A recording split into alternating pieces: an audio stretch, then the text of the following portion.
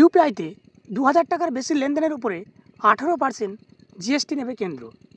অর্থাৎ PhonePe, Paytm, Google pay, আপনি যে ইউপিআই আইডি ব্যবহার করেন না কেন সেক্ষেত্রে 18% জিএসটি লাগু হতে চলেছে বা লাগু হচ্ছে, এমনটাই নিউজ আমরা শুনতে পাচ্ছি। চলুন এই নিউজের বিস্তারিত আলোচনা করি। এই জিএসটি সত্যি কি লাগু হয়েছে কিংবা জিএসটি লাগু হতে চলেছে সে বিষয়ে আমরা বিস্তারিত আলোচনা করি।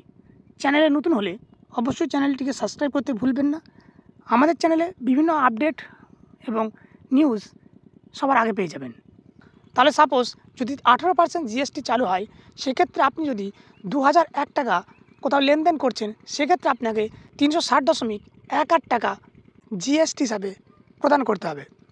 আমরা বিভিন্ন নিউজ চ্যানেলে দেখছি যে ইউপিআই ট্রানজ্যাকশনের ক্ষেত্রে জিএসটি চালু হয়েছে বা লাগু হয়েছে, সেটা 18%, কে বলছে 5%। আমরা শুনেছি যে কেন্দ্রের কাছে প্রস্তাব গিয়েছে ইউপিআই লেনদেনের উপর জিএসটি আরোপের বিষয়ে। 2000 টাকার বেশি লেনদেনের উপরে জিএসটি আরোপ হতে পারে। 18% হারে ধার্য হতে পারে জিএসটি। কেন্দ্র সরকারের তরফে এই প্রস্তাব পর্যালোচনা করে দেখা হচ্ছে। দেশের ডিজিটাল লেনদেন বাড়ানো এবং তাকে করের আওতায় নিয়ে আসার জন্য উদ্যোগ নিচ্ছে কেন্দ্র।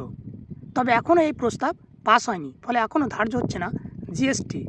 তবে সংবাদ সূত্র অনুসারে জিএসটি ধার্য হলে সব ধরনের ডিজিটাল লেনদেনের ক্ষেত্রেই তা ধার্য হবে। তবে এখনও জানা যায়নি কবে থেকে এই জিএসটি আরোপিত হবে।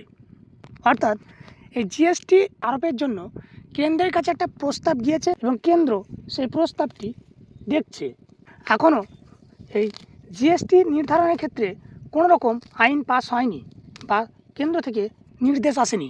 এরা জাস্ট একটা প্রস্তাব গিয়েছে, কেন্দ্র বিবেচনা করবে ডিজিটাল লেনদেন ইউপিআইয়ের উপরে জিএসটি চাপাবে কি চাপাবে না।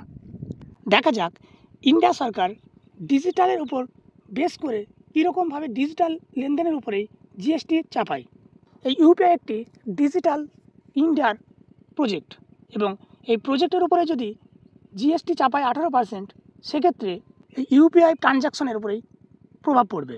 ইউজাররা ইউপিআই ট্রানজ্যাকশনের ব্যবহার কমিয়ে দেবে। আমার মতে এই ইউপিআইয়ের উপরে জিএসটি আরোপিত হলে অবশ্যই ডিজিটাল ইন্ডিয়ার ক্ষেত্রে তা বিরূপ প্রভাব পড়বে। আপনার কি মনে হয়? কমেন্ট সেকশনের মাধ্যমে আমাদের জানাতে পারেন।